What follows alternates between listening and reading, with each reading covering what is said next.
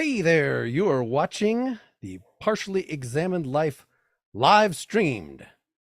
We're a podcast by some guys who at one point set on doing philosophy for a living, but then thought better of it. Our question for episode 300 is something like, what is the healthiest attitude we can take toward history? And we read Friedrich Nietzsche's On the Uses and Disadvantage of History for Life, published as the second of his Untimely Meditations in 1874. For more information, please visit partiallyexaminedlife.com.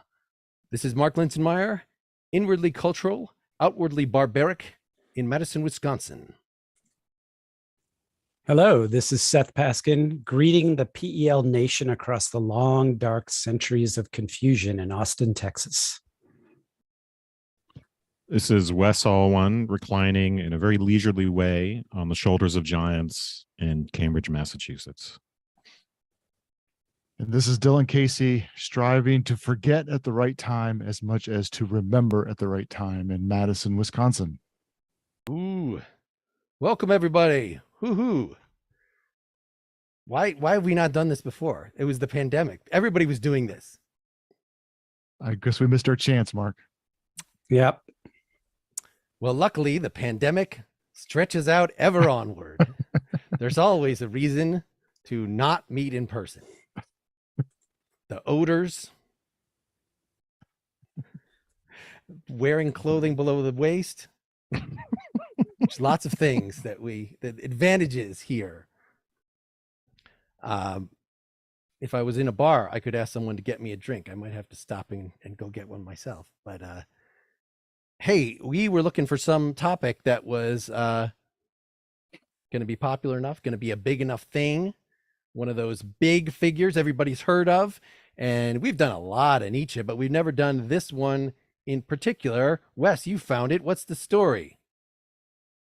I think I was reading Kaufman's biography of Nietzsche, and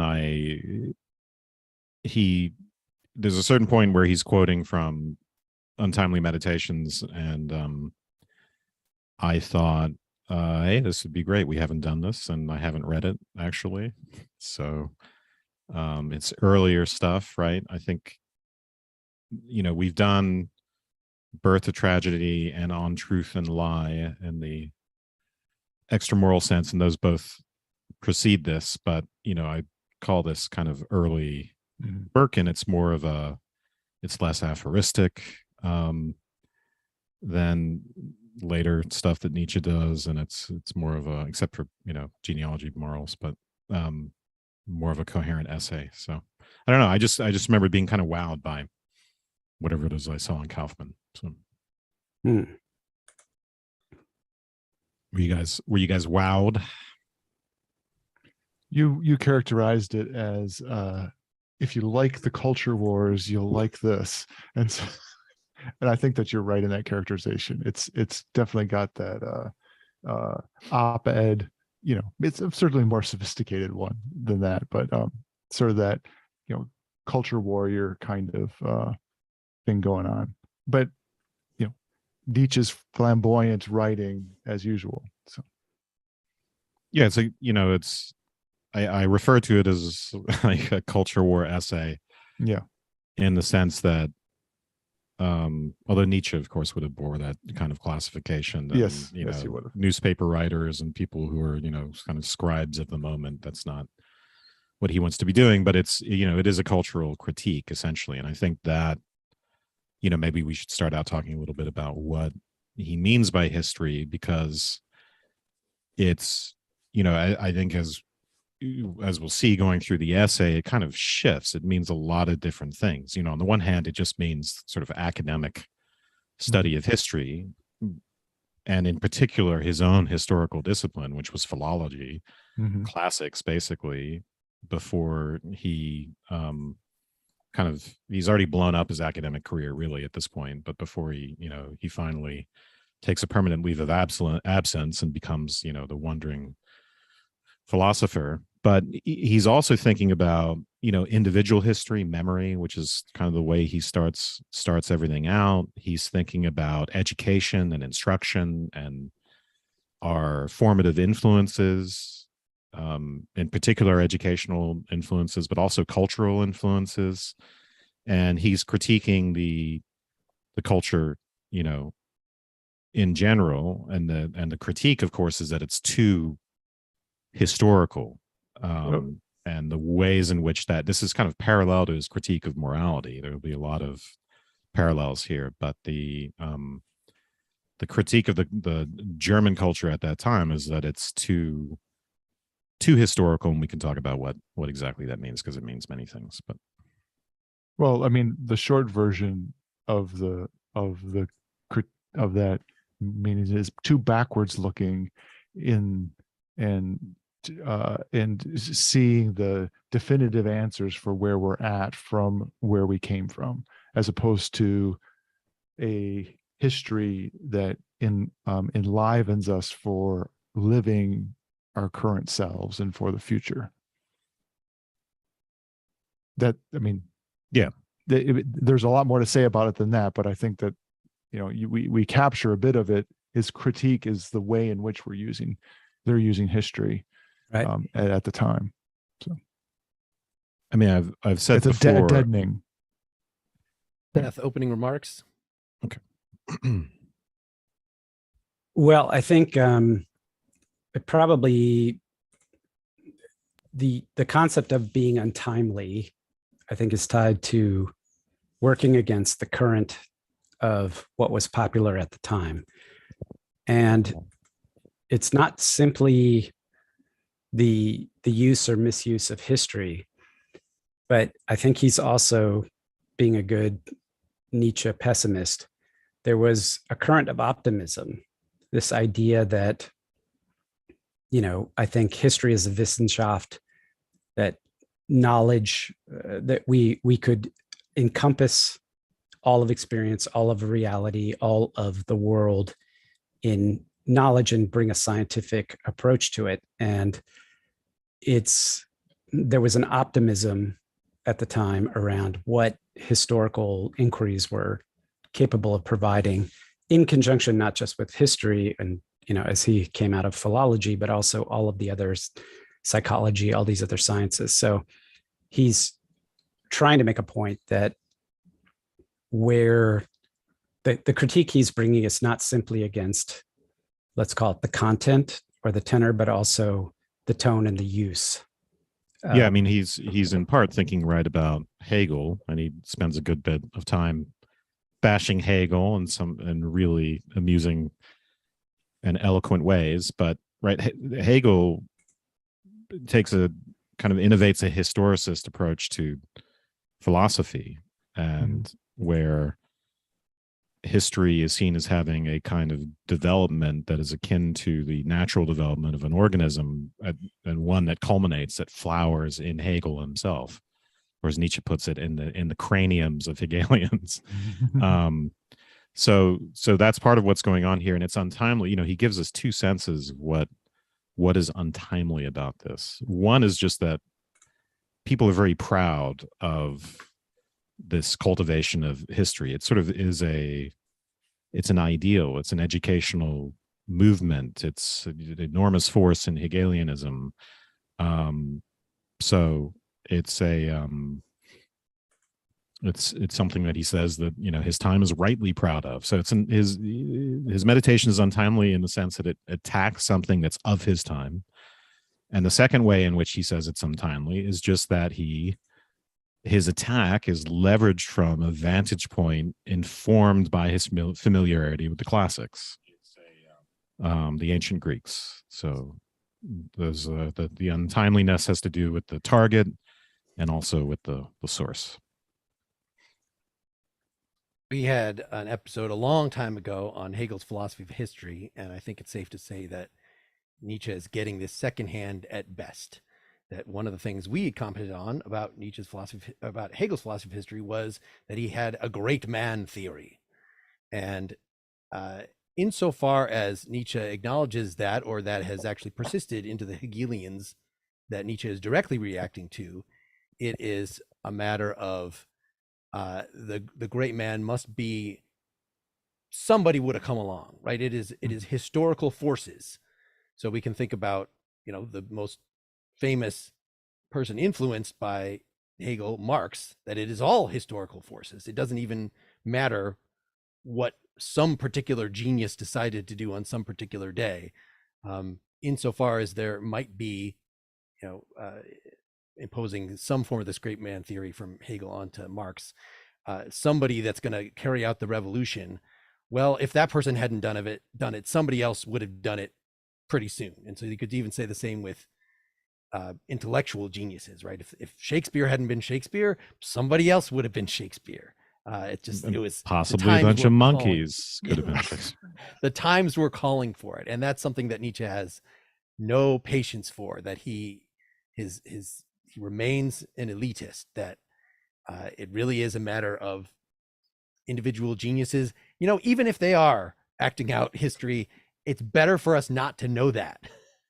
It would dampen them if they see themselves as merely acting out, the next step in the gestalt. Then they're less likely to do anything, right? They're more likely to just sit back and watch it happening. Yeah, I mean, he definitely disagrees with the idea that they're just acting out history, but I think that the better way to characterize it than necessarily just a sort of a great man theory of kind of history is he would say that history is made up of the actions of the individuals, and that they're not, and they may be great, they may not be great, but it's made up of their own actions and their own living in their own time, and not part of some lawful like extension of the actions of the universe over time. And so it's not progressive in that way. It's built up of those individuals and those individual actions. That's at least how I was taking it. Not that he isn't elitist as well, but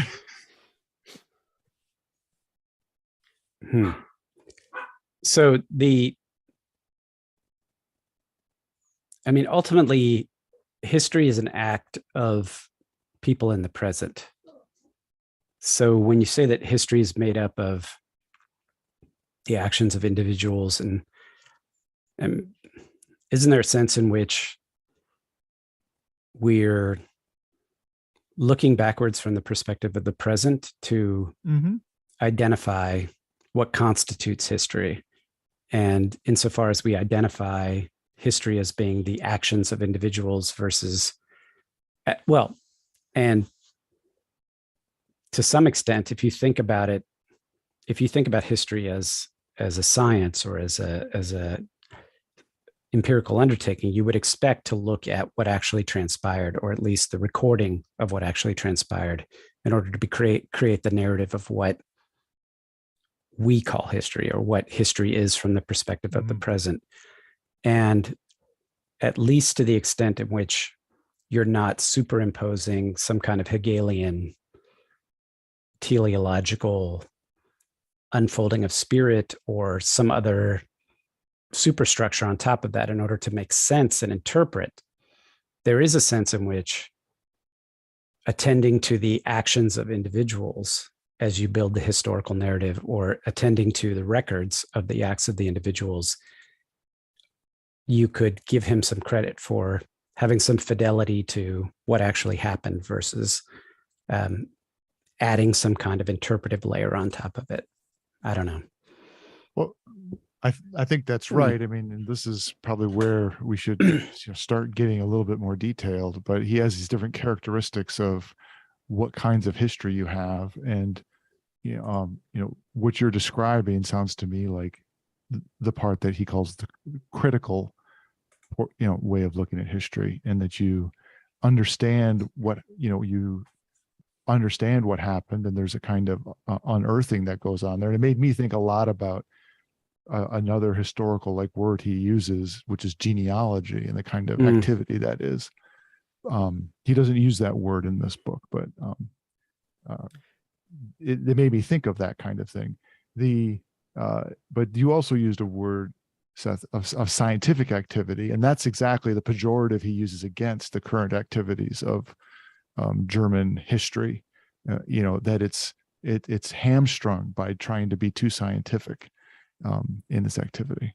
And we should say that, you know, science, we've said it on Nietzsche episodes before, but science doesn't mean what it means to us, which is usually contemporary natural sciences. It means the field of academic knowledge work in general. So philology is a science, right? And the philology of his time was uber scientific. It was focused on looking at the provenance of texts and determining, you know, ancient texts and thinking about their accuracy and what was added or subtracted to them over time. There's some very technical aspects to it. And before he wrote The Birth of Tragedy, Nietzsche was already a rock star in his field. He had gotten you know, a professorship and was on his way to tenure, I think, even before he had written his dissertation, which I think The Birth of Tragedy was essentially the dissertation. That blew up his career because he essentially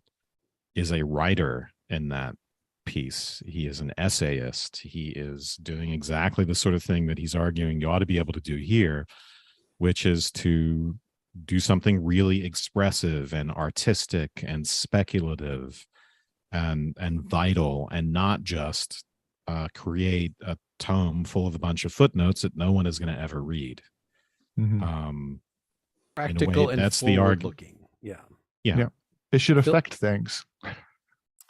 So this is, in a way, it's a very, you know, he never, his work got blasted by critics. It embarrassed a lot of his friends. There's a major criticism by a very famous philologist whose name I'm not going to try and pronounce right now, but and he got Wagner to respond to that and another friend to respond to that. But for the most part, people were embarrassed by as far as I can, you know, tell from my secondary reading, embarrassed, you know, a lot of his friends were embarrassed by this. And he himself never directly responded to that criticism, but I think obviously it played a role in him. You know, he's about to basically permanently leave academia at this point. And I see this essay as a indirect response in a way. And of course it's going to, you know, that you could read his whole career in that way as a justification of, you know, being Nietzsche. I'm not just going to be a scholar. I'm going to use my enormous education, because that's what he has, right? He has an enormous historical education, but instead of doing something that he was, you know, set to be a rock star at, which is academic, scientific philology, he is going to use it more artistically instead. So we've been confusing a little bit, as is natural because of the word, history in terms of the actual events that's happened, and history in terms of historiology, the study of history, which is what historians actually do. They don't make history; they study history. Historiography. Historiology is what in that secondary source that we're not going to talk about that you recommended to me. He said that historiography might be about writing history in particular, but the studying history, historiology, anyway, we probably don't need to use that word too many times tonight. But, you know, what I was talking about in terms of Hegel's theory of history, that's an actual theory of history. Nietzsche doesn't, you know, other than seeing what we've said, you know, seeing the idea of history as a progression, you know, just repels him. He's almost 100% concerned with the study of history, what it is to be a historian, to be, as you were saying, Wes, a philologist or any other kind of historian. And it's not, he just thinks that it is overrated, that it's like the essay on Truth and Lie, that was something that was incomplete. We did an episode on it before, but in that he was critiquing the will to truth. Here he's critiquing the will to scientifically produce history and to focus our lives to, you know, he thinks that it's really sunk into the culture so that Germany sees itself as a very historical people. And you know, you can see ways in which that could go wrong, right? People are too traditionalist. They're not open to new things. He's definitely on board with that, but his critique is more subtle than that. He identifies, Dylan, you mentioned one of them, but three distinct ways of approaching history that we should get into, and each of them serves a need. Each of them is actually good in some ways, but all of them, if overdone or done in the wrong way or done by stupid people who don't know how to do them, ends up being negative for life. So that thus the uses and the disadvantage. I actually had read in that same source that we shouldn't say the uses and abuses, because that's not, he doesn't actually use a pun like that.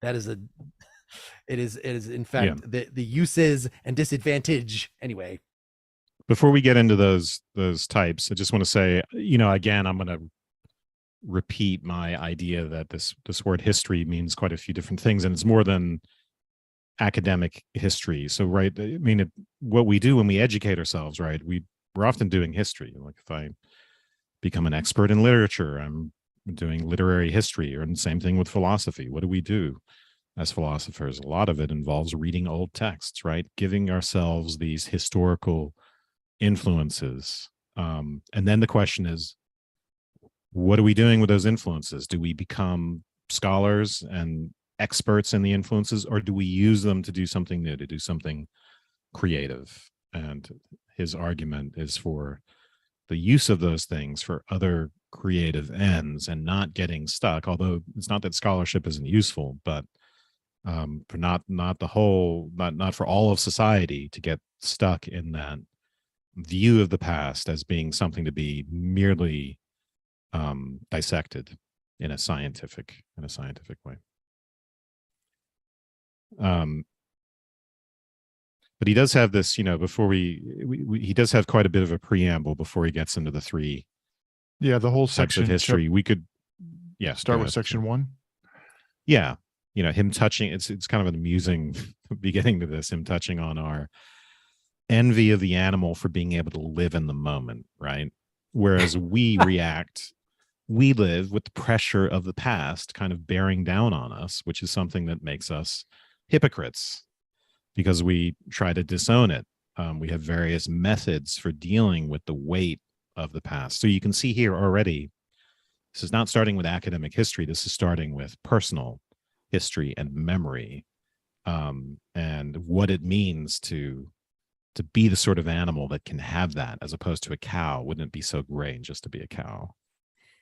Yeah, this is why it's not like a newspaper opinion piece, because he is actually doing philosophy here and reflecting on fundamental human needs and drives and urges.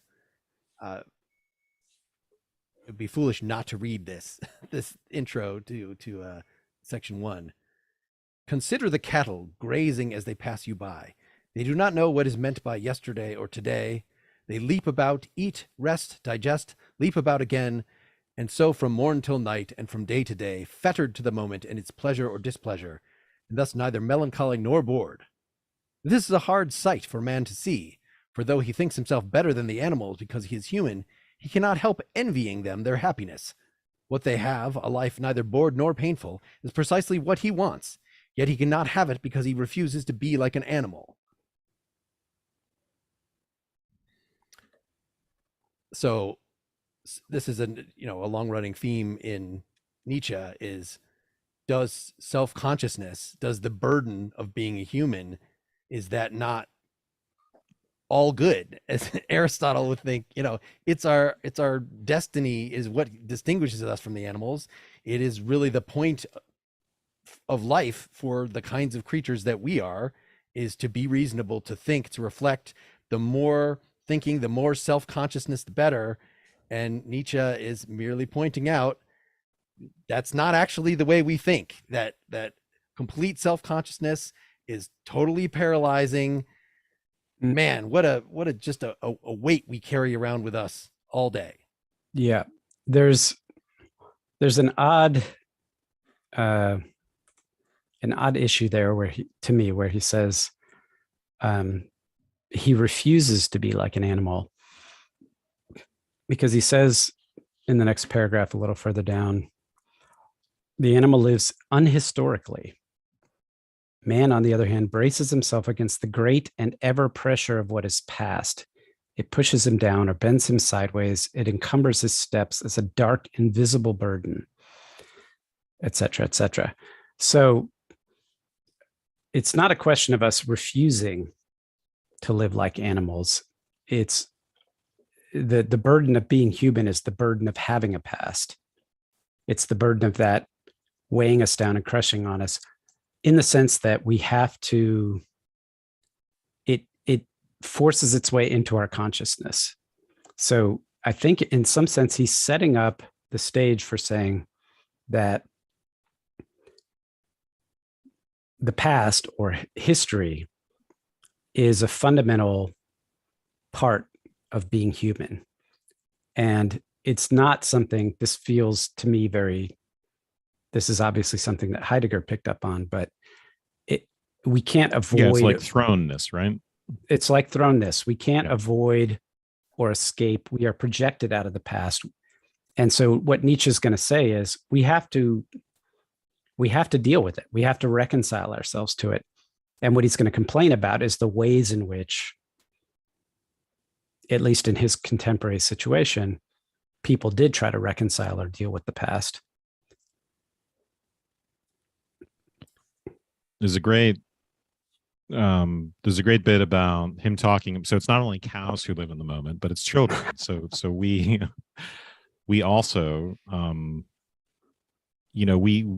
we have some idea of making a transition out of an existence in which we are more connected to the moment and more free of history, our personal history and memory, to something else, to this kind of realization, as he puts it, that existence is fundamentally an imperfect tense, which I love that, and an uninterrupted has been, a thing that lives by negating, consuming, and contradicting itself. So he's taking the lingo of becoming in the ancient Greeks, but also in Hegel, and this idea that the temporal transition, the being of one moment involves the negation of the previous, and pointing to the inherent, like the inherently nihilistic implications of that.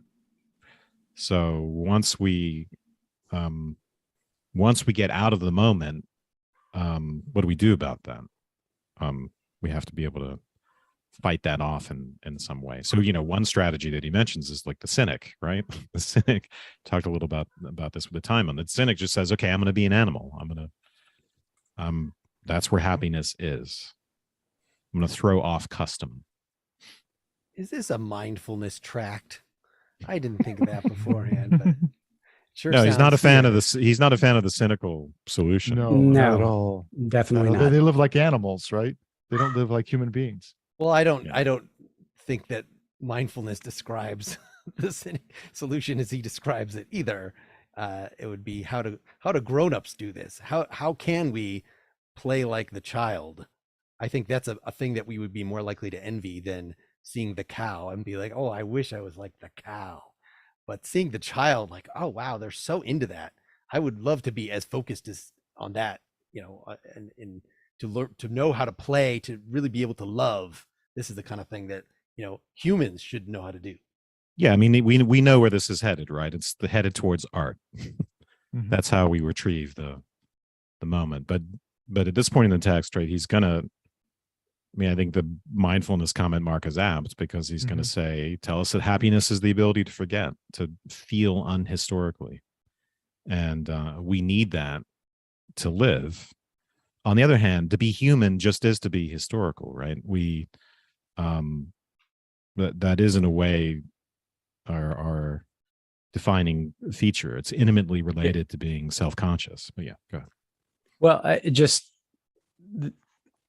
I've been thinking about this in a different context for some time now. And the notion of forgetting or mindfulness of being present, its strength is in coping. So it's ultimately not going to get to what Nietzsche wants, because it satisfies it's a response that satisfies a certain feeling in the moment. It's something you can do to respond or cope, but it's not ultimately leading to the kind of outcome that he's looking for. It's temporary. It's the cynical approach. So mindfulness, if we're trying to make a connection between mindfulness and cynicism, mindfulness is like the temporary abstention from the things which cause pain and suffering. You can call it desire, you can call it history, memory, whatever. Cynicism is an attempt to manifest that as a lifestyle, I guess.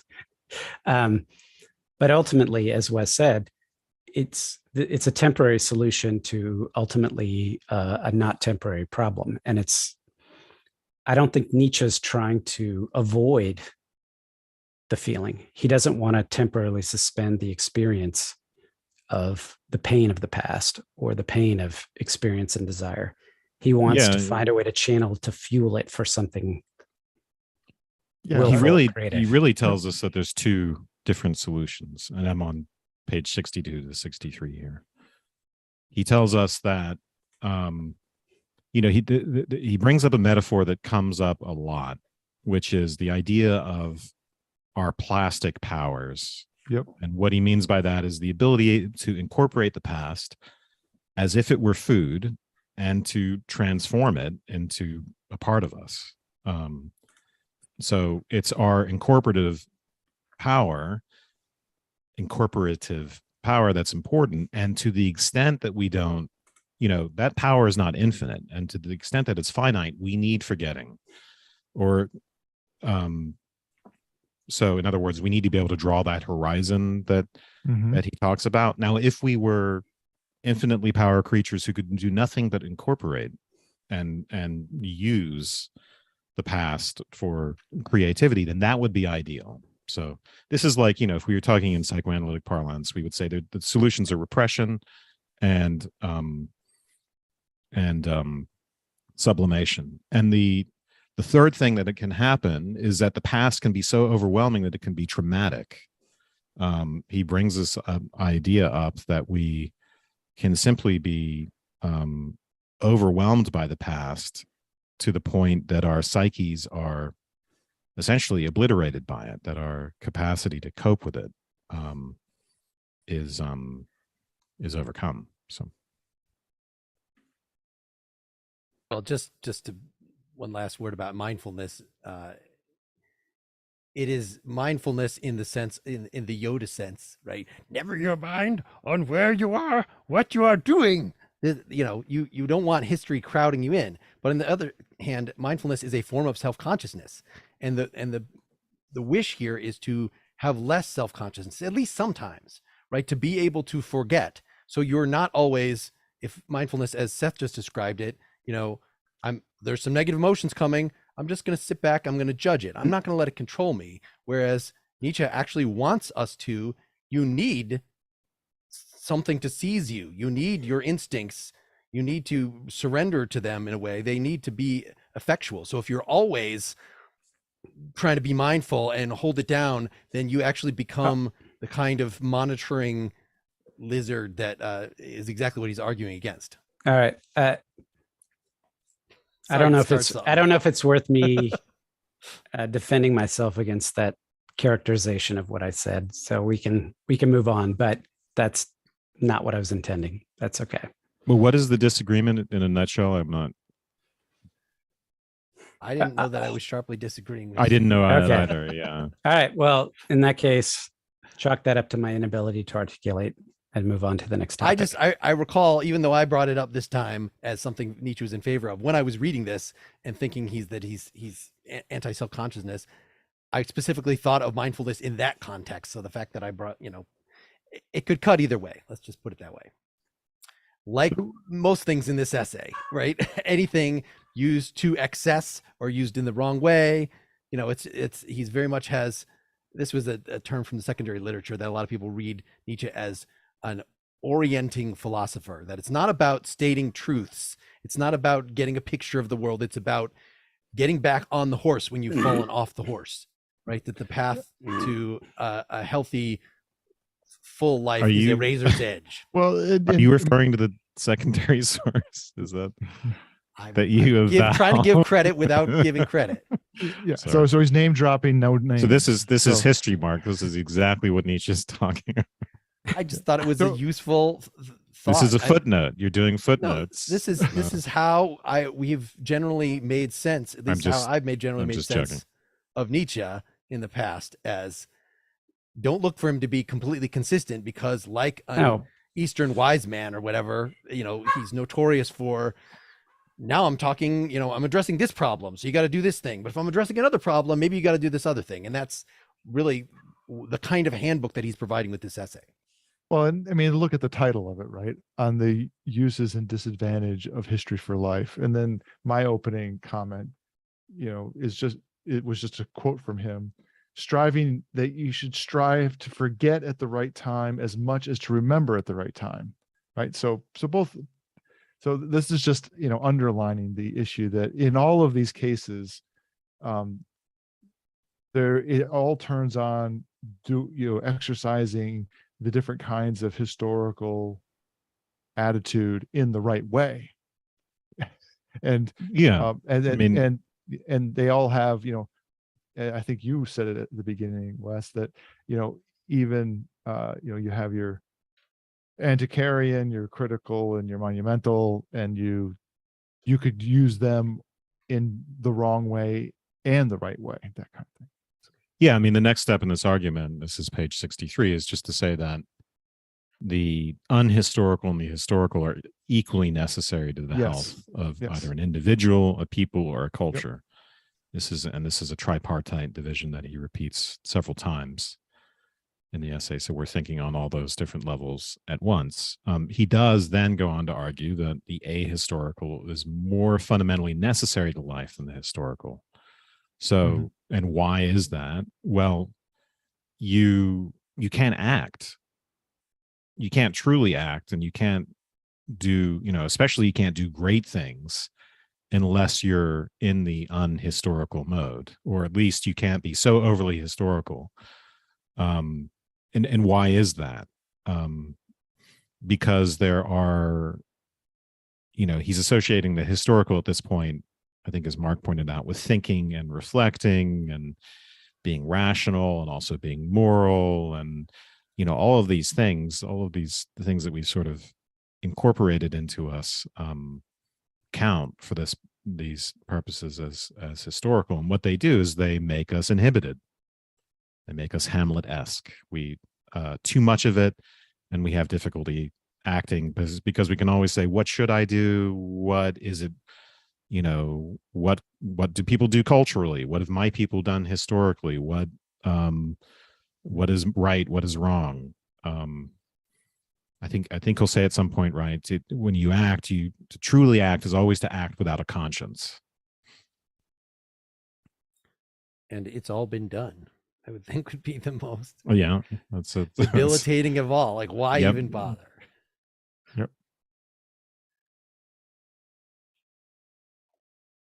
All right, can we get the three types out? Are we to that point? I think we're going to skip here over. I'll just say what we're skipping over, and I think we do need to skip over it for the purposes of time. He'll talk a little bit about the super historical attitude. Yeah, let's come back. We can come back to that because that's an antidote. Yeah, that he it's talks one of about them at the end. It's one of them. And so section 2, where he gets into the three. What he's pivoting off this idea that life needs the services of history, right? So he's done a lot of he's been criticizing history, but actually, if life can sort of maintain control, then history can actually serve it. So he's going to go over these three different types of history: monumental, antiquarian, and critical. He's going to tell us the ways in which they can be good. He's then going to tell us for each one the ways in which they can be bad in excess. All right, who wants to start with monumental? Seth, you monumental man, you. Want to start us? I thought you were going to end that with a different word. I would prefer not to. Okay. So timid. Are you intimidated by the figures of the past? I am intimidated by the figures of the past as well as the figures of the present who are here watching us live. Dylan, do you want to give it a... Dust my- Heap on Facebook has shared with us that they're monumental, antiquarian, and critical. Well, those are the three types, and we were going to talk about monumental. Did I first. say something else? Oh, No, see that we can't look at the comments yet. Yes, we got to wait till the end to look at the comments. Increase the level of self-doubt to We'll become far too historic. heretofore unforeseen levels. Yeah. Unseen Wait, levels, but I don't. I mean, monumental is like the name is talking about. It's about the focus on, you know, the continuity of greatness for all the ages, right? So we're trying, you know, history in the sense of continuing greatness. So we look to past great deeds and great human beings as models, as teachers, as sources of comfort. They're sources of comfort because they help us avoid resignation, right? They tell us that other people have suffered and persisted through suffering and against incredible odds to do incredible things. And there's the imperative at work here is to perpetuate greatness, right? So it's that's what monumental history is for, and that's what it says we must do. We must try to emulate these great figures of the past. And what that is opposed by is the mere struggle to survive, right? Just to cope with our petty needs. It's our animality, and that's what monumental history wants us to overcome. In excess, it is its drawbacks are, you know, it can distort history, right? It relies on generalization. It leaves out details. It's creating kind of a poetic, nice picture of things for us to emulate. It's especially harmful as if it just rules over the antiquarian and the critical. And above all, and I think this is the big thing, you know, it can lead to fanaticism and war, and it can really do harm in the hands of men of power. And I think, you know, Putin is a good example of this right now. But so Nietzsche, and this is, you know, often he's criticized for this elitism and this focus on great human beings and their past deeds and war and this and that. But he seems to be very conscious of the fact that monumental history can be abused for the sake of fanaticism and violence. Yeah, there's a nice quote on 71 about this. Monumental history deceives by analogies. With seductive similarities, it inspires the courageous to foolhardiness and the inspired to fanaticism. And when we go on to think of this kind of history in the hands and heads of gifted egoists and visionary scoundrels, then we see empires destroyed, princes murdered, wars and revolutions launched, and the number of historical effects in themselves, that is to say, effects without sufficient cause, again augmented.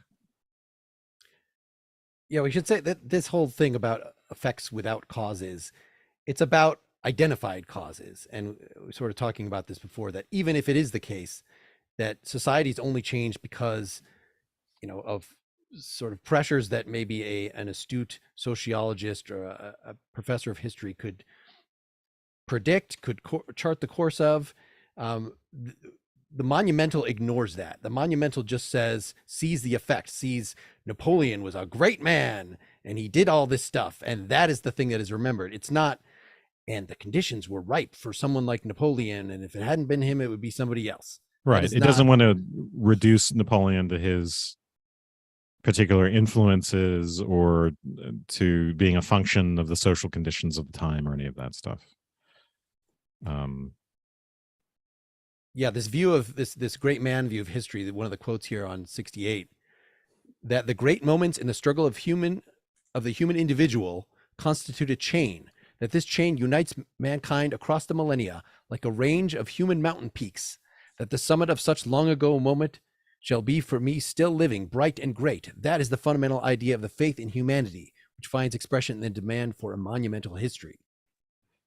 So whether or not actually it's true that great people are the ones who change history, this is at least an image that works for us, right? All history is going to be constructive. We're never just going to deliver up the data. We're always synthesizing in some way. And so looking at history in this way provides a continuity that is inspiring.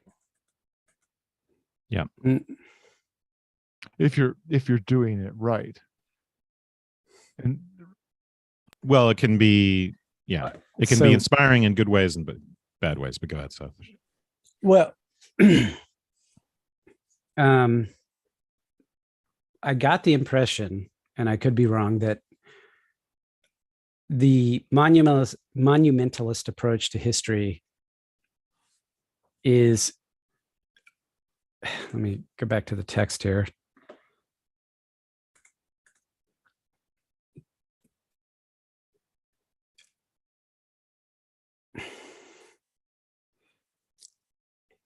It's an interpretation that explicitly is contrasting the past to the present.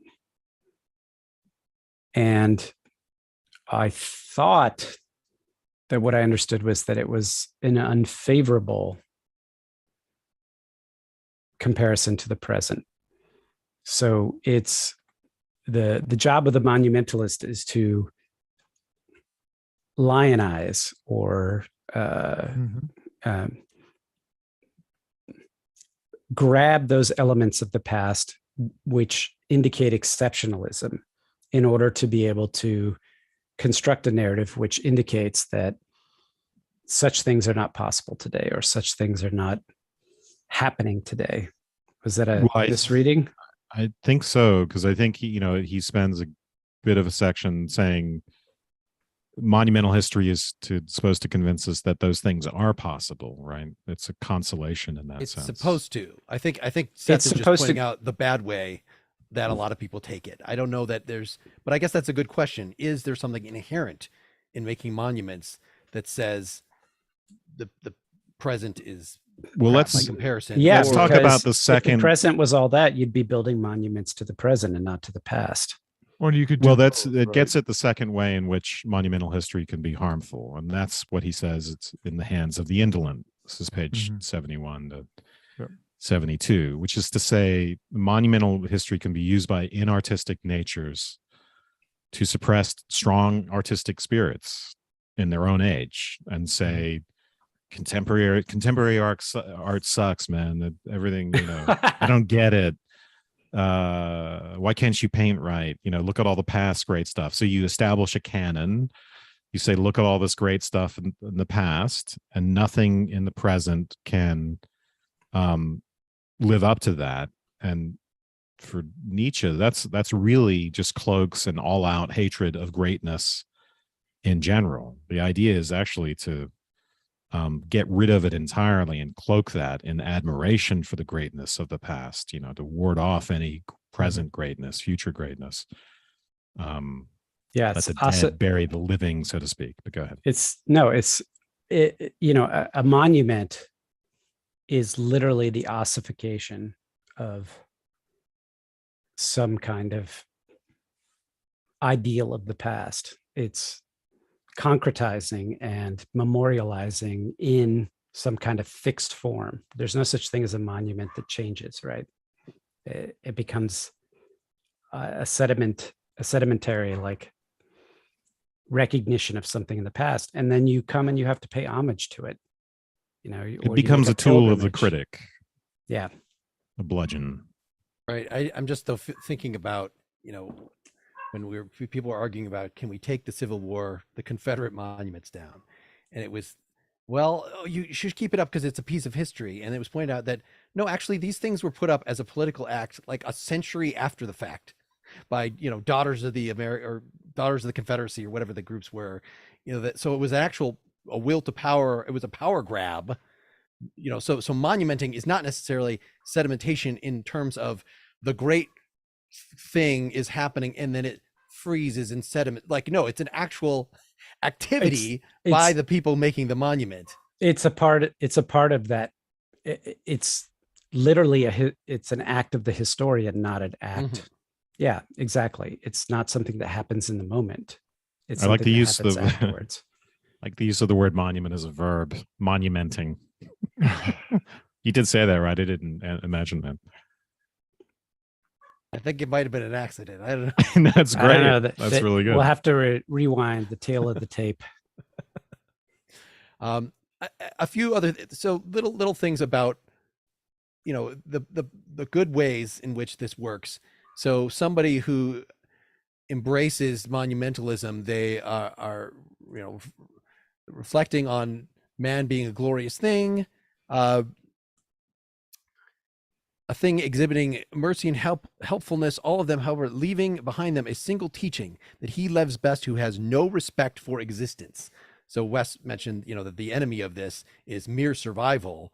And so there is something about, at least something that is romanticized as risking your life, putting yourself completely into the cause. That is what causes great things to happen. It's not playing it safe and trying to make everybody happy.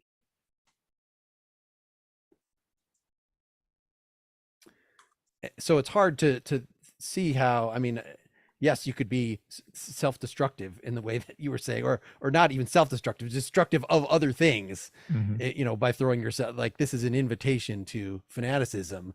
But for the most part, he adds this, regard death with Olympian laughter, or at least with sublime mockery.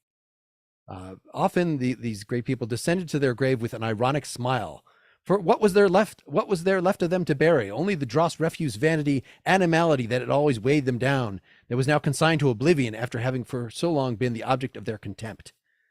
This actually sounds like Plato to me, on immortality. That, yeah,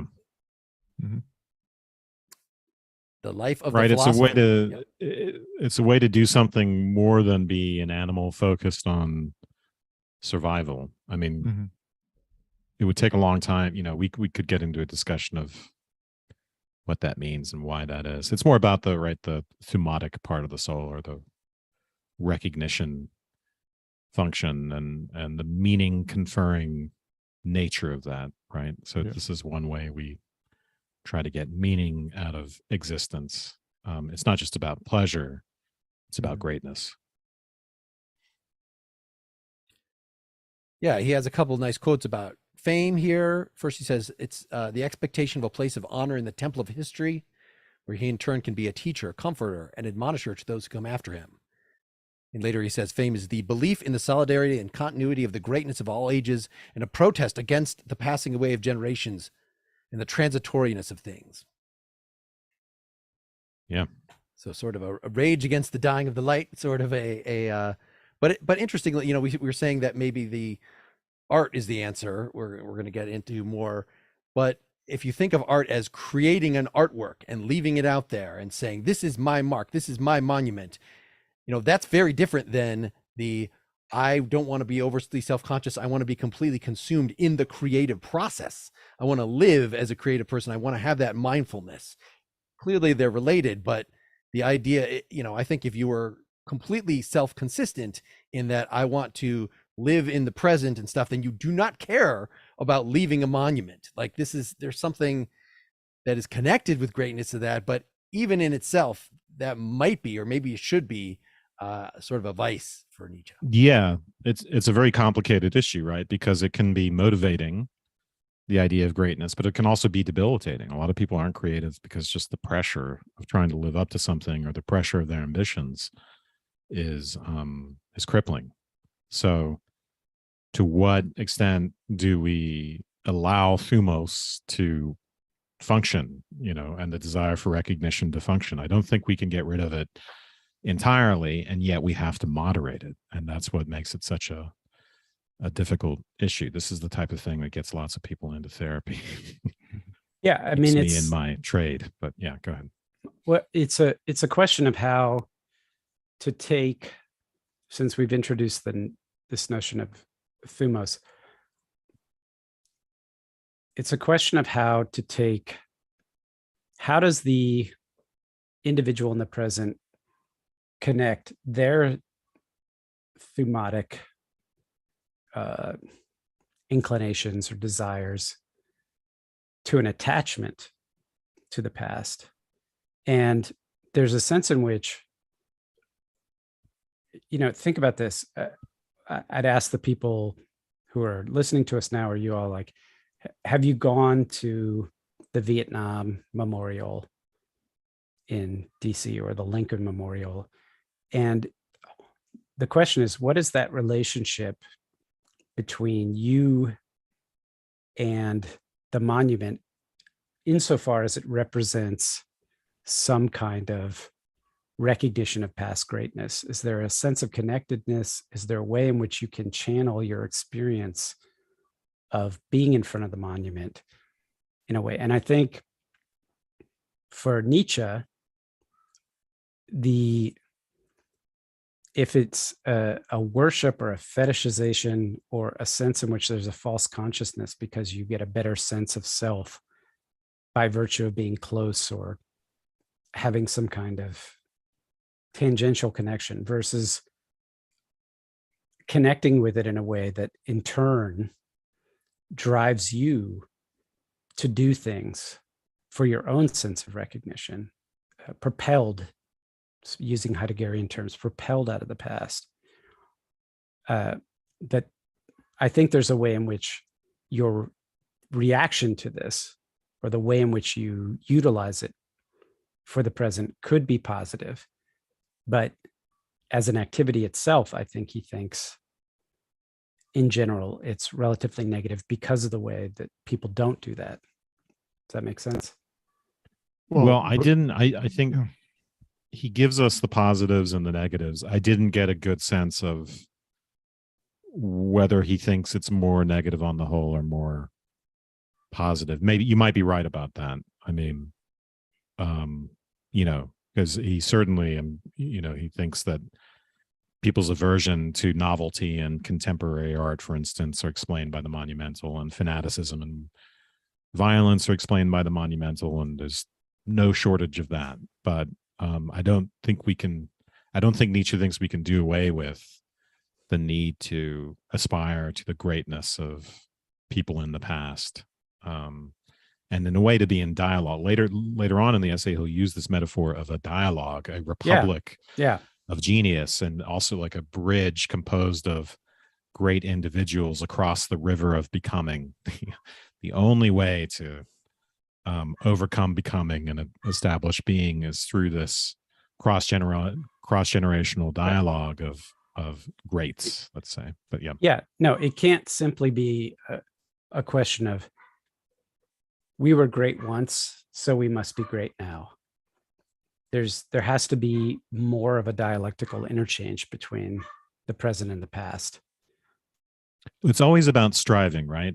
One of the big objections to the Hegelian vision is just that, hey, history is fixed and determined. There's an inevitable development. The flower is in the process of blooming, and what's going to happen is going to happen. In a way, I don't need to strive. I just let myself be carried along by the forces of history.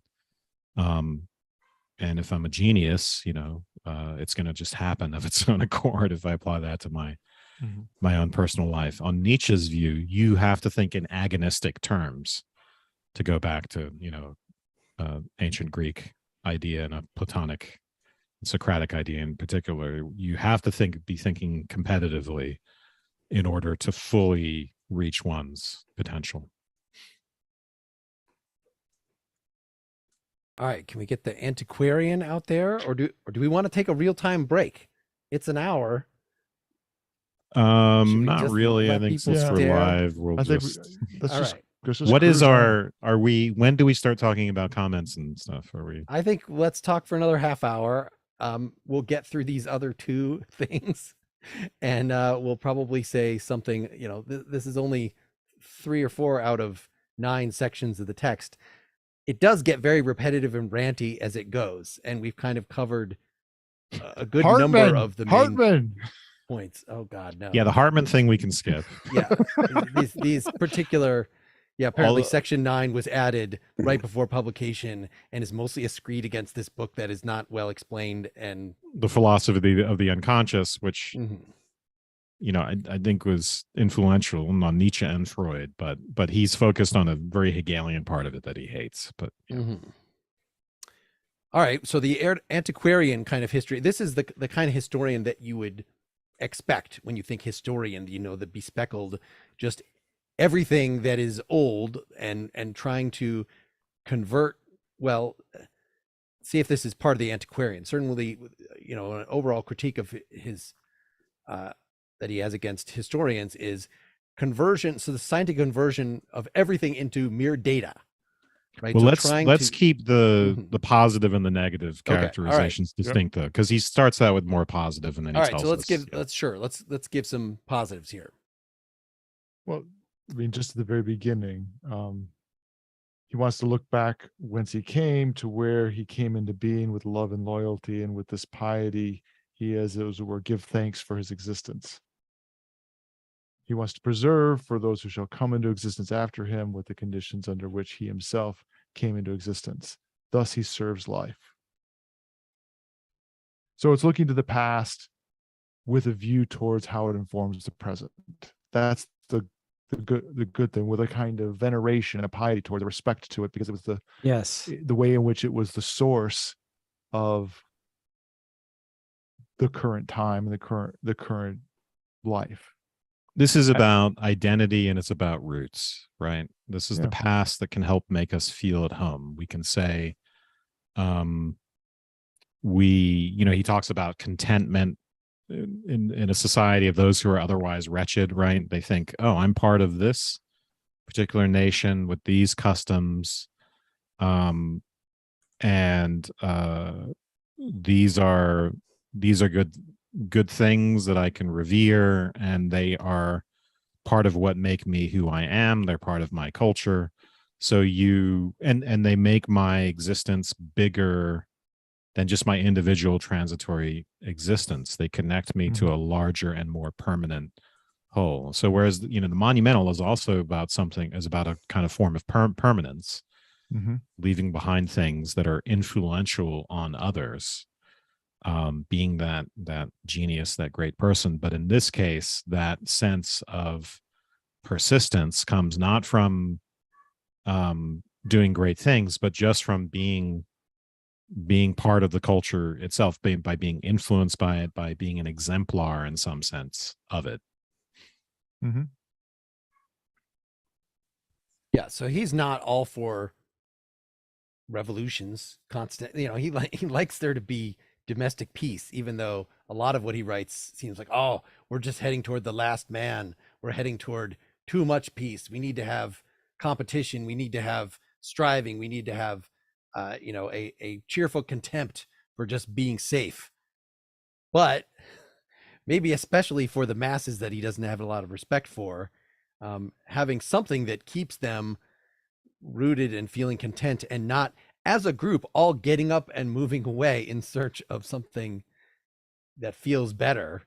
Well, yeah, he mentions like expansionist aims and wars in particular, right? So antiquarian history helps to prevent that.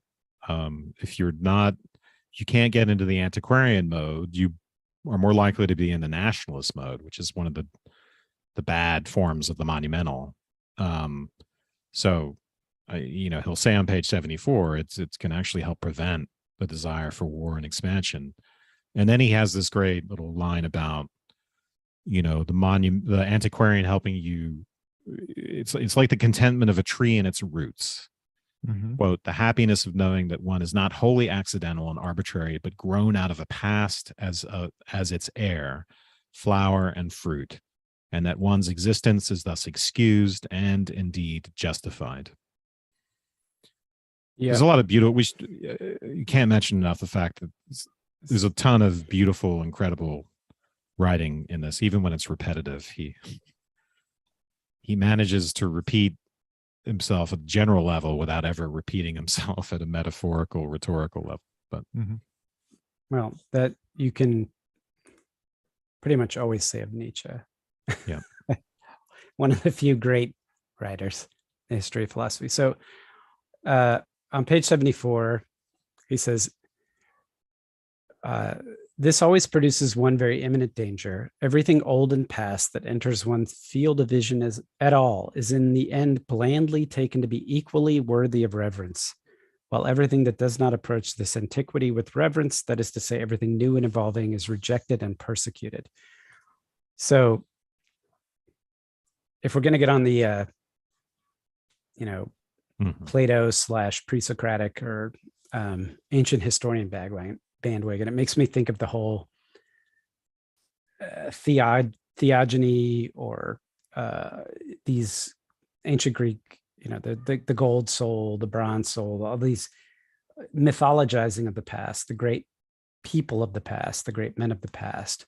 And in this day and age, there shall be none that measure up to that. That's what it put me in mind of. Now, there is a sense in which probably it's not simply about the greatness of the people of the past, but some kind of sense of,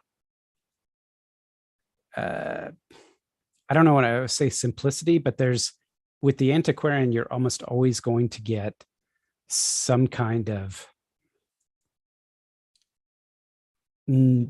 normative valuation of innocence, simplicity. Things were just better, and they're not better simply because they were more complicated or more diverse, but there's somehow a sense in which life was simpler, that things were more clear, that categories of right and wrong were more clear and easy to understand. And so it's an interpretation of history which casts the past, I think, in the context, against the context of the present, which is complex and diverse and whatever, in a way that simplifies the description of what counts as good, what counts as bad, what values should be honored, what should be challenged, and so on. I mean, that's where this sense of rootedness and piety towards the past and identity come in. I thought the rooted West called attention to this being about rootedness and identity, and I think it's working very much the way you're describing, Seth. It's piety is such a great word to use here, Dylan.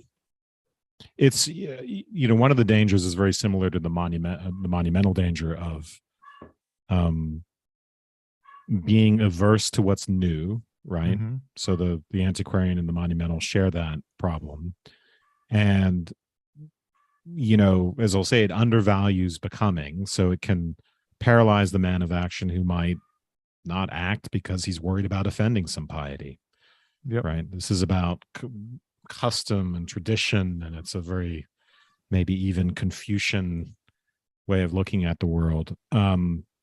So it has its positives, but if it dominates everything, if it gets hypertrophied, if it dominates the monumental and the critical, it loses the ability to evaluate, right? The critical will be able to tell us, hey, maybe our tradition is messed up, maybe it was racist, maybe it was oh, God forbid, this or that, right? That's what the critical history will help us do. And monumental history will help us make valuations about, hey, was this great or was this mediocre? Antiquarian can't do either of those things. It can just say, hey, it's good because it's tradition. It's what we value our traditions. Yeah. And it degenerates in one way in which it would cease to be for life would be when you start saying things like, well, you have to tell your neighbor to keep wearing their hat. Why? Because you always wear a hat, right? And you start shunning people because they stopped wearing hats. I'm using a very trivial example, but those kinds of social conventions that are only born out of just this is what we used to do, and somebody starts wearing short pants when everyone was wearing long pants, heaven forbid, kind of thing.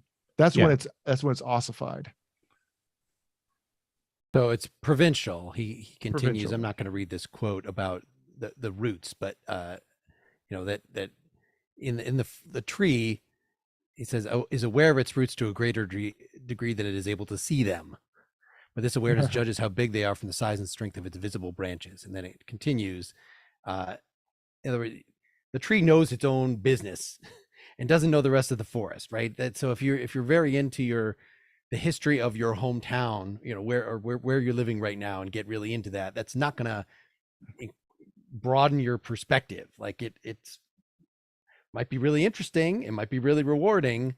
But of course there are, getting obsessed with it is going to be deleterious to your big picture thinking.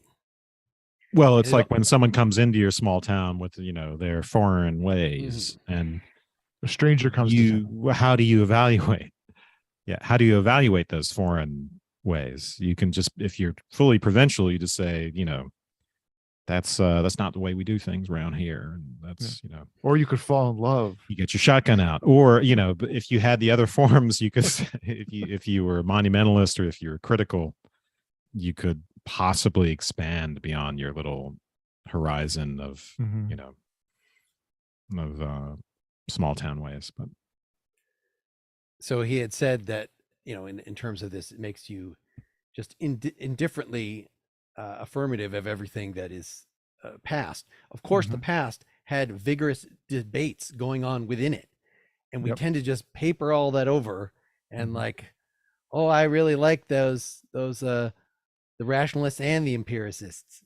If you like so-called modern philosophy, whereas Nietzsche feels like, no, you should have picked a side. You should and kind of let those gripes live on. I don't know. Does that seem a good way? What is Nietzsche's his other? Because it does seem like actually a lot of these debates, when you get historically further from them, you see that the people arguing had way more in common than they had. So two different hockey teams or whatever, like of neighboring towns. You get a generation or two out. Well, maybe you stay provincial and I'm from town A, and I will always hate the people from town B, and that's just part of your identity. But it seems like more likely, like you just get like, oh, wasn't that cool, that hockey culture that they had back in the 1980s or whatever time you're trying to venerate, and your particular choice of stream within that. I guess this is presuming that there is nothing really at issue philosophically in which of the streams you pick, which is maybe distorting Nietzsche's point. he doesn't directly address this. You're kind of speculating here, so it's he uses the example of the ancient Greeks tolerated the church-like parts of their art along with other stuff, right? Because they indifferently, in the Apollonian stage, in the late stage that he's criticized in this previous essay as being degenerate, then they should be firmly, life against the stultifying effects of the priestly caste or whatever. But that's not, by that point, they just, oh, everything is beautiful. We just, all that ancient stuff is awesome. We got to get the critical out. Somebody start us on the critical. So the critical, interestingly enough, is the shortest of these sections, or at least the notes that I took on it are the shortest. But I think it just runs from, it's really mainly page 70, 75 to 76, but mainly on just one page. And the end of section 3. Yeah. So the basic idea is that so the critical history, as we've said, helps us condemn the past for its violence, for its weakness. And we can always do that because there's always, there's a lot of error and violence in the past. And in fact, it's a necessity, according to Nietzsche, because to live and to be unjust are the same thing. We can discuss what that means in a second.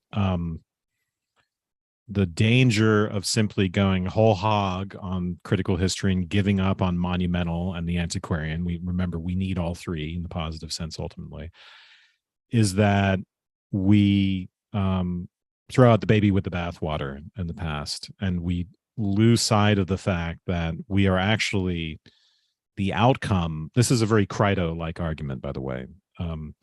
We are the outcome of the errors and the crimes of previous generations. They are our formative influences. So it's not enough to simply go out and say, hey, man, X, Y, and Z in the past was bad.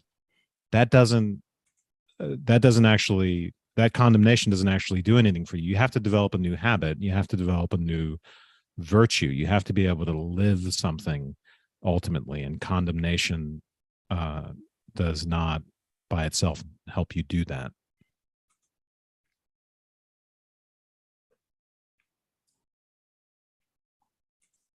The end point of this about second natures is pretty surprising, right? When this new thing that we're trying to develop, or that you should be trying to develop, as you were just saying, Wes, is you're trying to get a second nature going. But he says second natures are always weaker. So that's, but first natures always were previously second natures, which is a surprising thing to hear from Nietzsche, who I thought was this champion of the instincts. No, what we take to be instinct, what we take to be, he has comments elsewhere in this essay of people thought they were throwing away formalism and sort of like, we want to just all be natural, but actually that just made them lazy, careless. That's not a real creation of something. That is still a destructive act. So yeah, those past people were uptight, but what do you got to be stronger than that? Not just to say, chill out. Yeah. So I think there's a nice passage here on page 75, I think it is. It requires a great deal of strength to be able to live and to forget the extent to which to live and to be unjust is one and the same thing. Sometimes, however, this same life that requires forgetting demands a temporary suspension of this forgetfulness.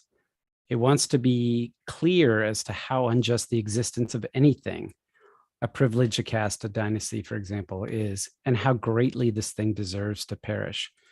So to the critic in judging the past for its unjustness suggests that it's not unjust to live in the present. And it's a form of kind of like effacing. He says forgetfulness, but you would almost rather learn from the injustice of the past, and to use that to try to be more just in the present than to simply condemn the past for being unjust, because it blinds you to your own injustices.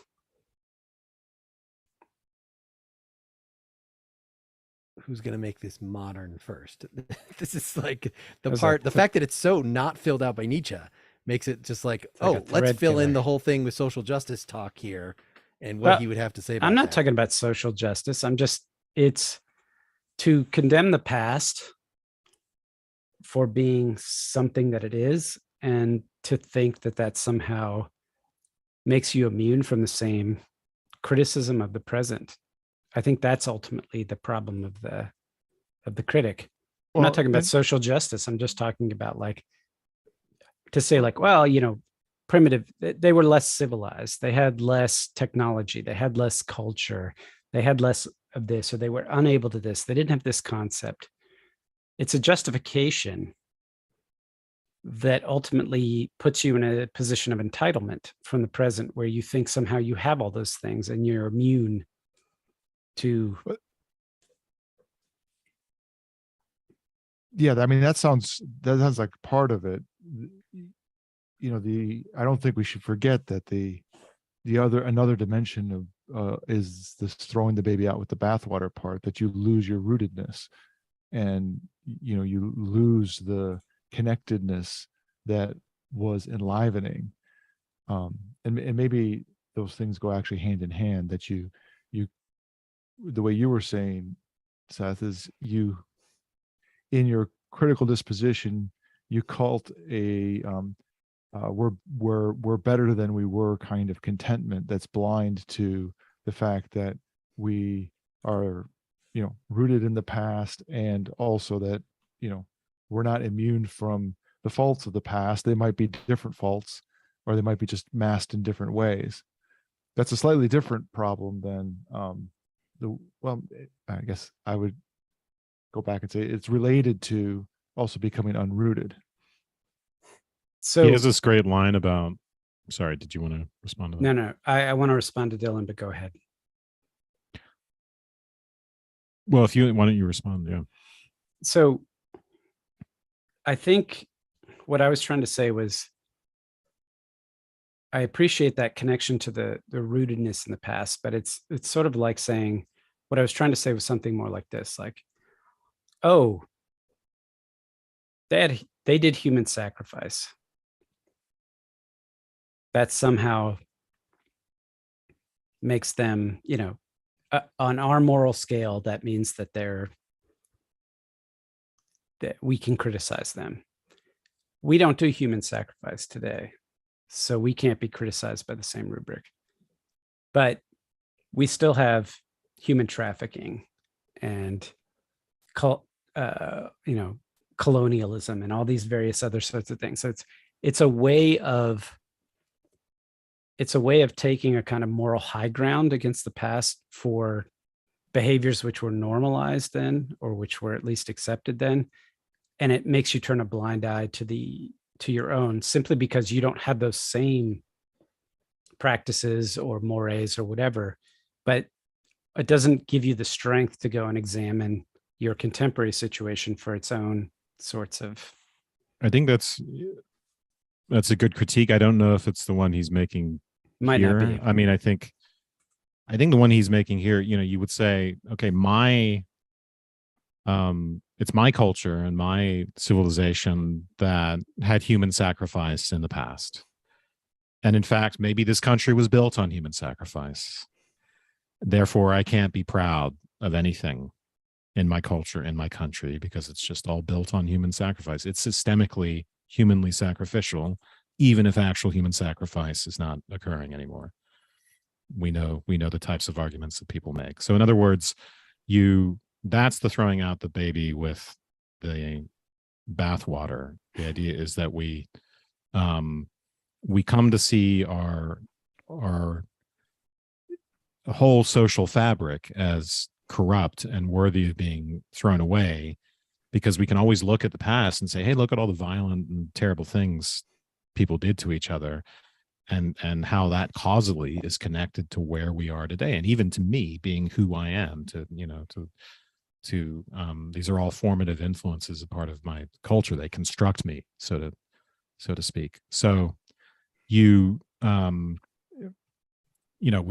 the outcome of these aberrations, these passions, these errors of previous generations. We are the outcome of crimes. We are constituted by formative influences that are essentially crimes, and there's no way to free oneself from that chain, as he puts it. So from that causal chain. So we can't just abandon the city. So think in Socratic terms, right? We can't say, oh, the sentence that's been passed on me is unjust, therefore I can just leave my society, which is, a metaphor for saying I just wholeheartedly condemn everything about my society. We have to be able to try to change it and improve it gradually. And he calls this so we have to be able to do it without he has this great line about not knowing the good but not doing it because we know the better and can't do it. It's like the perfect is the enemy of the good. You lose the ability to change a society progressively if it's hopeless, if it's all just corruption all the way down. Yeah, he says the best we can do is to confront our inherited and hereditary nature with our knowledge, and through a new stern discipline combat our inborn heritage and implant in ourselves a new habit, a new instinct, a second nature, so that our first nature withers away. It is an attempt to give oneself, as it were, a posteriori, a past in which one would like to originate in opposition to that in which one did originate. Always a dangerous attempt, because it is so hard to know the limit to denial of the past, and because second natures are usually weaker than the first. This goes to Mark's question. Well, and one way of doing that might just be pick different monuments, right? So if history is inevitably constructionist, then it's not necessarily that you're just denying that this stuff happened and saying, I'm not but you could say instead of like who are the chains of human beings that you count yourself at the end of?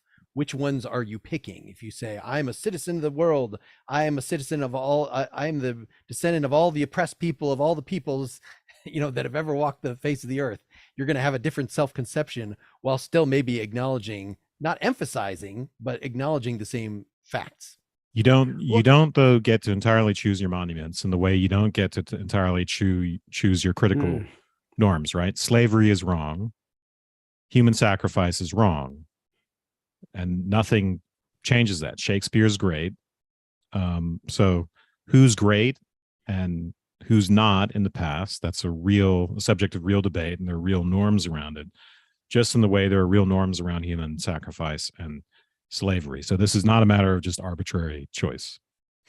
No, but part of this second, what's the phrase you use? The first nature and second nature is there's definitely a retelling that's going to happen, and it's going to be perfectly reasonable to ask, well, why is Shakespeare great, right? And so you're going to, there's going to be a way in which monuments, in the case of monuments, that if they're going to be part of our living, it's going to have to be rearticulated why we have them. Well, I hope someone has written a book about that. No, but I think that's a really interesting point, Dylan. So the question is, sorry, it's not a question. By questioning why the monuments are great, whether we should have them, that's not history. Well, isn't it? Well, it's critical history. It's critical history. Is it critical history? Yeah. Is it?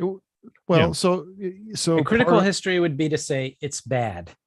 Critical is just like the way in which the critique, the first critique of pure reason is. It's a unearthing, a reflection, a response to. It's not necessarily saying it's bad. The critic isn't always about saying. I think you're both right on this. I was just going to say, from Nietzsche's human sacrifice is bad, but yeah. No. Sometimes it's good. Is that? I mean, Seth. If you don't have enough human sacrifice, maybe you need a little more human sacrifice. If people are starving. All right. Because we're getting to Q&A section, I won't pursue this line of inquiry, but I think what you were just describing is more of some kind of a critical function that's not history. It's some kind of criticism, but it's not history. It's an inquiry into the social dynamics of, like, why is this important to whom and why is it not important to others? It's not a simple historical inquiry. What you just described is exactly what I would have included, at least as a component of what Nietzsche means by critical history. Okay, interesting. We'll let that hang. Like everything else in Nietzsche, I feel like some of the apparatus that we're talking about can be used either way on many of your popular debates. So I think the way that you started to describe, Seth, if you just say slavery in the past was bad, that sort of lets you ignore what's going on now. Okay, well, that's sort of what liberals criticize conservatives of doing. And the way that West put it, you actually do recognize that those injustices in some form or other do persist, and therefore you condemn everything and you can't feel any pride. That's exactly the conservative response. And both of them are, I think, legitimately using Nietzsche's terminology here. So it's some nice tools to have at your disposal. Can't we all just get along? No, says Nietzsche. That would be being the last man, fading into we're all just getting along. I'm looking at comments here. We have greetings from California, greetings from Sydney, Australia. That's really cool. Awesome. Are there we had said we were going to prioritize the Discord, which is our supporters. Okay. Yes, I have people actually. I have in there? Discord. I have this. Yeah, there's a few. Are there folks. people asking questions? Let's put it. Yes, there are. Let us answer some of those first, then we'll turn to the YouTube folks. Folks, right. Yes, if you have questions about what we were just talking about, if you have questions about anything else, maybe we'll get to them. Maybe we'll answer them in a nightcap 4 months from now. uh, feel free to put them in the comments to the YouTube, or if you're on Discord, do that. All right. So, as usual, this is some kind of a name. It's not pronounceable, but FX Zane. He's got kind of a question and a follow-up. So he's struggling to reconcile Nietzsche, be the child, be the innocent, there's a right way to use history. And he says that later on, he's, seeing when Nietzsche's talking about Apollonian and Dionysian, or the arete of Homeric heroes, when he makes Zarathustra into character, he doesn't have a sense that he's all that worried about historical history of any of these things. It feels more like markers that work for the argument that he's making in the present. So his question is, in his own works, where does he leverage non-critical history, non-monumental history himself? Does that make sense? Yeah, I mean, I would think that it does, when he talks about having an intellectual conscience, there at least he doesn't want you to blatantly deny. And I think that, if you want to look at his arguments against anti-Semitism and German nationalism, like those are clearly abuses of particular monumental ways of taking history or antiquarian ways of taking history. So he's a big, I mean, in a way, Nietzsche is is one of the great anti-nationalist philosophers. Where you have that's sort of a recurring theme, despite his elitism. So the sort of he's noticing the rise of German nationalism and objecting to it, even to the point of abandoning a close friendship with with Wagner. So it's he takes that very seriously. So that's that's one bit of critical history that he practices. But I think we could think about, what is he doing in The Birth of Tragedy, right? He tells us in this essay that he does want to look to the ancient Greeks for for their way of using history in a way that doesn't undermine vitality, right? So there's something monumental about his approach to the Greeks, but also something critical. Because The Birth of Tragedy sort of lionizes certain aspects of Greek culture at certain time periods, and then it really attacks in a strong way other aspects of Greek culture as it develops. So especially, right, Socrates and Plato and is it Euripides or Aeschylus? I think it's Euripides is the playwright where things go wrong. Yeah. Oh, Euripides is part of the wrong side of the tracks. Yeah. So that's where things start going wrong and getting too ascetic and getting too sober and Apollonian. So I think he's, a lot of what he's doing with the ancient Greeks is both critical and monumental. And then if I don't know about the antiquarian part, I'd have to think about that, but yeah. Well, but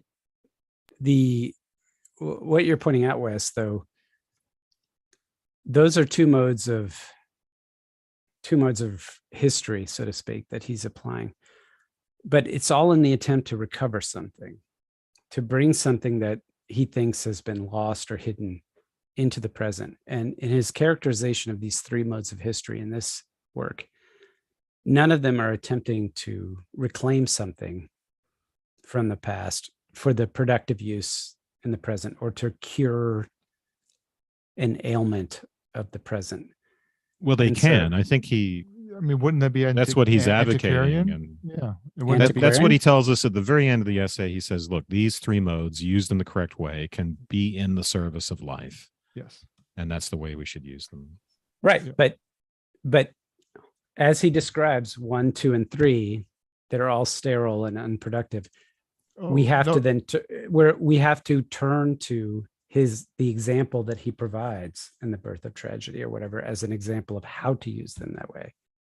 Well, because but he you doesn't just- have he doesn't lay out a plan for how to do that in this essay.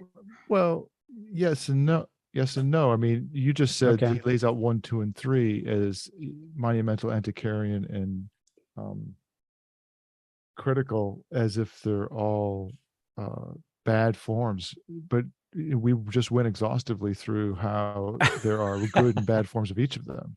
Yeah, and he pretty like structures the essay. It's very structured. You know, here's the good, here's the bad for each category. And maybe this is the time to just unveil the, you know, his antidotes to the ill uses of these. One of which I think we've talked about is just being unhistorical. That you have to kind of throw away history in order to just concentrate and do something great. I think we hit that at the beginning. The other one, which is not well explained in this essay, but is evocative, is this idea of being supra-historical. And I think that is to kind of see through history to find the eternal truths, things that it doesn't even matter if I get some of the facts, the individual facts of things that happened wrong, because I've gotten this schema of the Dionysian and the Apollonian, to use his own example of his own essay, out of that. And that is sort of a something fundamental about human nature that is to some extent independent of the particular history. History cannot eat it. It could not be falsified by history. But I think that is maybe where the questioner is coming from is, doesn't he just pull history out of his ass to support whatever philosophical thesis he wants? Sounds like Maybe we don't really see him, Well, you know, in his super philological mode of like, No. well, actually the specific, you know, he would see some that is pure pedantry, that Yeah. is Well, the way that history interferes with good thinking.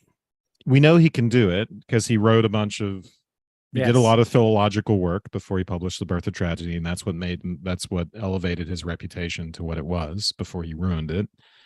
But and even The Birth of Tragedy is really obviously informed by his ability to be a pedant. We know that Nietzsche can do that. he can We out know pedant the he pedants. knows this stuff inside and out, and he's done it. He knows how to do it, but he's also just too good at writing to continue to do that. Cannot restrain himself. And so, you know, what he's doing here is he's arguing he's making an argument for being Nietzsche, being the kind of guy who, instead of being a scholar, even though he has these, you know, vast scholarly abilities, is going to be a creative writer of sorts, or he's in some kind of hybrid genre where he makes use of the classics, he makes use of scholarship, but he's going to be a philosopher, and not even an academic philosopher, but what, you know, would take a while to say. What's another question? So there were a couple of questions, but I'll just generalize rather than be specific. It's Are they too everybody's- long to read, or no, I can read them, but a couple of people want to know the relationship to Heidegger. Are you willing to veer into a comparison with Heidegger? Specifically, it seems like Nietzsche is making a strong statement about how human experience is composed of one's relationship with the past. While my understanding of Heidegger is that he makes a similarly strong statement that the human experience is composed of one's relationship to the future. That sounds like a part 3 topic. Yeah. Well, and there was also we mentioned talking about thrownness, right? the weak is, yeah. So Yeah. let me just give a quick, totally unsatisfactory comparison or characterization of the Heideggerian position. So you're thrown into the historical time flow. You're thrown into an assigned And then you get gender, a judo chop on top of that. a geography, a social class, a historical period, or whatever. And all of the forces of history in the past propel you forward. It's like a wave that you're surfing on. So the past is propelling you forward. And the way in which the past propels you forward and your thrownness, where you landed, all the things that you were assigned at birth, so to speak, the combination of those two things determine your projections in the future. So you can think about the past as being like this, then there's you, and then there's future projections. And so the past is constitutive, not of you. You are not constitutive.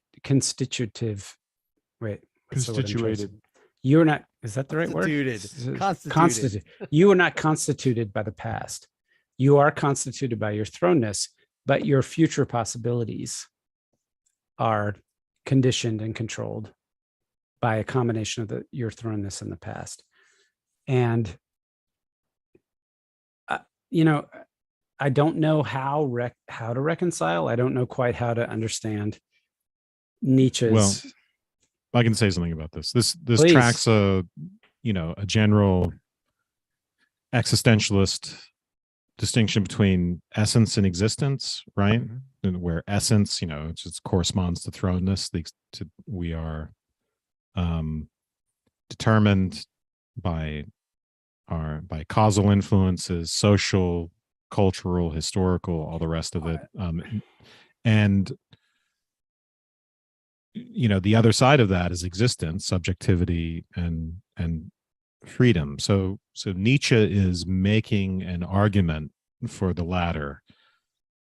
He's making an argument that we can be more than simply essences, more than simply the sum of historical influences, that we can be free in our relationship to history, right? And the way we do that, one of the ways we do that is artistically. We sublimate, we make use of this material from the past to create something new, and not simply that something is derivative. We don't simply do pale, weak imitations of things.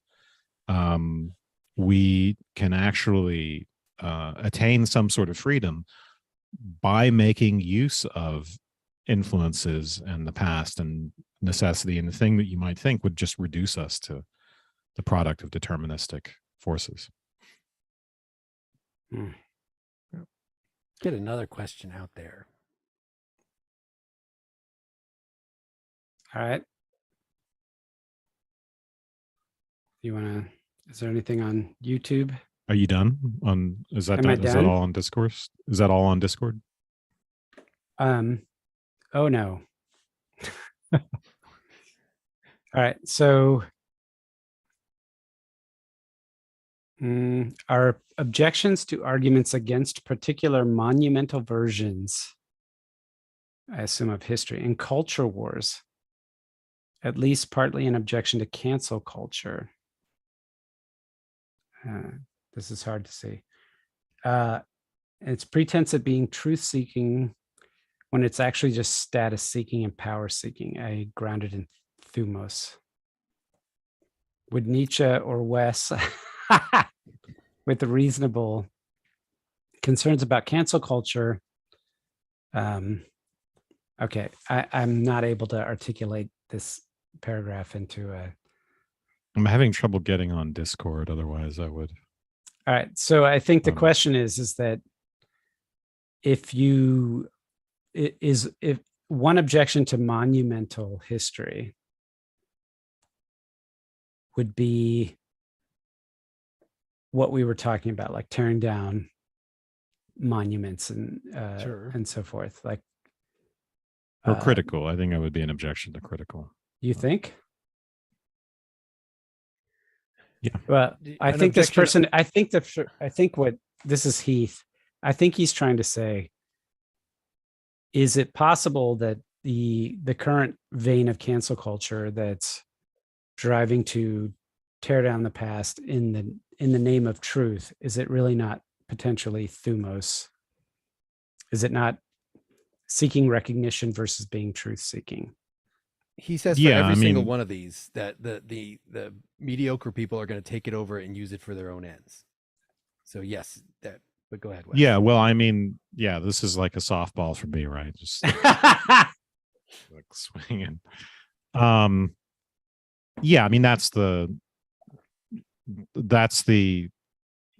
argument, and of course, this is the right. You say that people who are interested in social justice, for instance, are really just interested.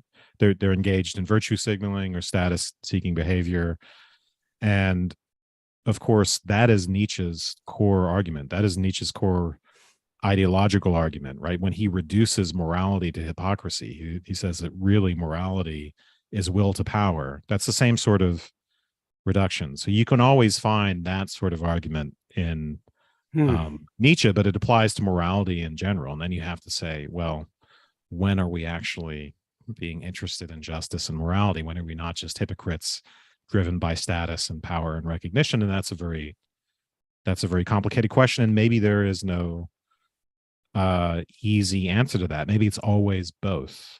And this is, I think, I'm writing an essay about doublethink and Orwell, and I think this is really the core of what doublethink is about. It's this tricky. It's very tricky to actually unravel what it is when we are being power seeking or status seeking, and when we are being interested in human well-being and morality and justice, right? So, well, and an important quote from later, or an important idea from section 6 that maybe we'll talk about in the third part of this discussion is what a seeker after justice really is someone who is not afraid to confidently judge, to be a judge. And I think that means judge independently. It's not, there's no courage in sort of taking, if the culture has right now established some pretty severe norms by which we judge the past, and we say, oh, that's racist, that's sexist, that's right, there's no courage in merely pointing out more things and saying that's because that's what people are doing now. I mean, it depends on the circumstance. There might be individual situations, if you're part of an organization that is not on board with any of this, and you're the person who's getting in there and pointing this out, that still could be actually not just the fact that it might also be status seeking is not a deal, doesn't make it bad for Nietzsche, right? If we're all acting out of the will to power, that might be okay. But it is supposed to be at least an honest judgment, right? An honest and independent judgment. That is the thing that it takes courage. So if you really think that, yes, this is a thing that needs to be taken down, and you're willing to voice that, then great on you, I guess. But also, if you think everybody else is overreacting and you want to point at this particular circumstance and saying this person is being unjustly canceled, then that's also maybe an act of courage. Yeah. I mean, bringing up those points, Mark, makes me start automatically thinking towards Zarathustra and some of the later works, that it's just, this is an early work, and he's going to explore the more nuanced interrelationships between the individual and history, the individual and society later on. These were polemical things that, polemical essays that he's bringing up. what's the next question? I don't have any more on Discord that I. All right, let's look at YouTube. Some of them I'm just going to read comments because they're funny. And Dust Heap was very points us active. to a really good quote from the essay. Thus, for Hegel, the summit and end point of the world process coincided with his own individual existence in Berlin. I love that line. A lot of vituperative stuff in this essay. Gary, Seth, it's Nietzsche's world. We just live in it. I'm not going to read. I'm not actually going to read everything. God isn't dead. He just changed his name to money.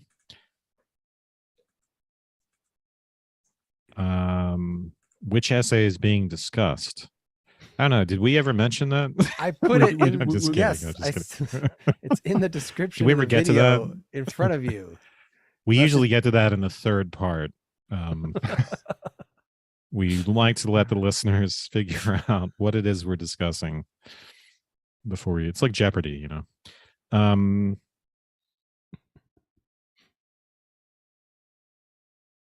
we lost Dylan. Someone noticed that Dylan disappeared for a moment.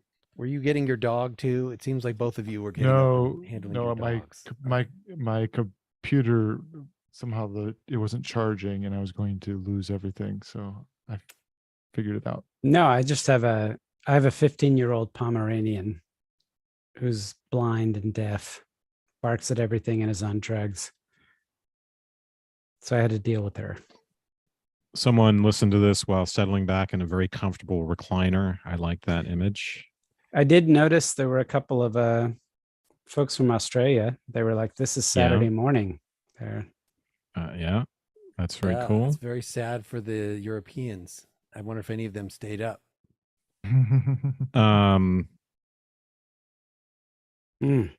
Here's a good one, Wes. Matthew says, how a society can become dominated by its deference to and reverence of the past reminds me of Emerson's critique of America's relationship to its past and self-reliance. Do you see a connection? Ooh, that's like the tough essay exam. How long has it been since we read that? Yes, didn't Nietzsche discover Emerson at some point? And Yeah, this is a kindred spirit. He did. Well, actually, I think we have a copy of his Emerson and with Nietzsche's notes in the margin.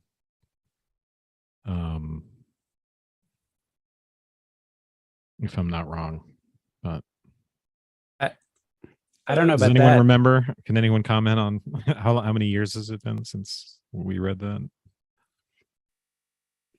Self-reliance.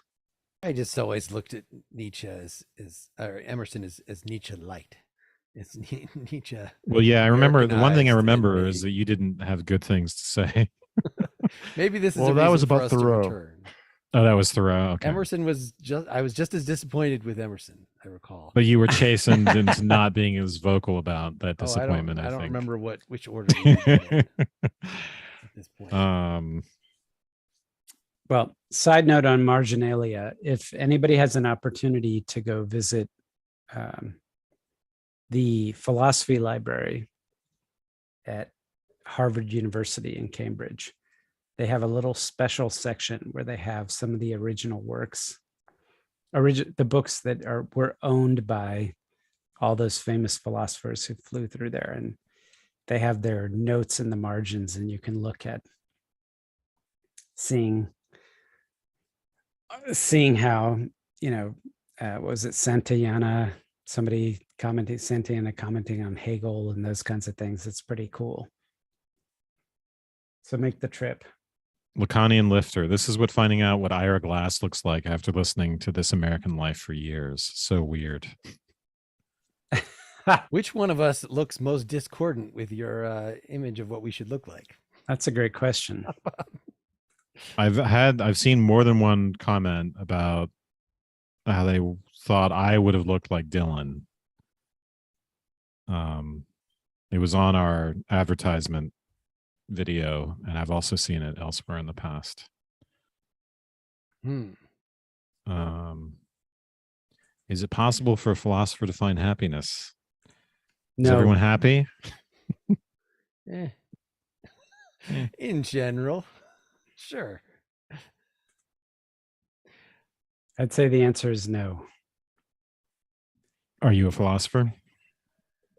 Yes, I am. And I'm unhappy. Marina says that Mark looks least like he sounds. What am I supposed to look like? I don't have an answer to much that. Fatter, this is what I expect, is they all expected us all to be much fatter. But I think they probably all expect us to look a little bit more like Slavoj Žižek. You just have to get More of a beard. some drool. yeah, we've had all four of us have beards on here before, right? Anyway. Not me. Yeah, no, I had a beard for a while. Is it a Seth looks thing? least like his voice, I see in the YouTube comments. Mm-hmm.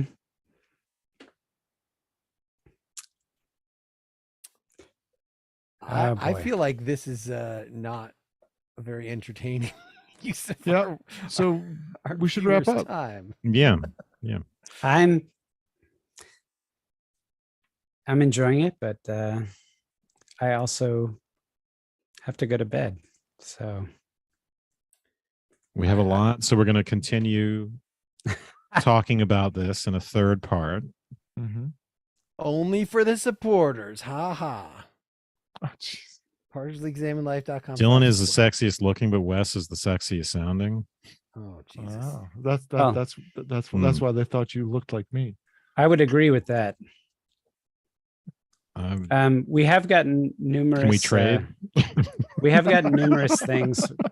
We have gotten numerous comments where people say we should do this more often, the live thing. So maybe it's something to consider. There's no great reason not to, I suppose. It adds. I don't like to having this video that is 5 seconds behind us open at the same time. It's very distracting. Oh, the YouTube. Why do you thing? have that I open? just I was paused trying to look at the video. comments, and so that's You can why. just pause the video. You can Oh. pause the video and watch the comments. All right, still, I don't know. For some reason, having myself on the Zoom screen, that's fine, because then it's like, how do I look right now? But having past me, fuck that. No. Sorry, I broke the F rule. We didn't have an F rule. It's one form of technological narcissism too many. So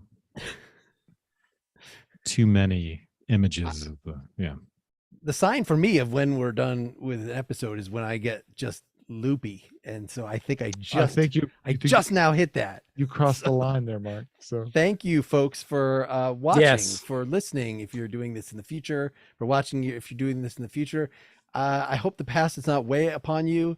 I hope there's a special irony for this when all four of us are dead and you're watching this. But I hope that's a long time from now. There's a lot of hopes packed into this last minute or two of the show. Let's put it that way. Yes. Thank you, everybody who spent their time with us. It's very much appreciated. You spent 13 years of your time. 13 years, 300 episodes, and 2 hours on Friday night / Saturday morning. So love you all.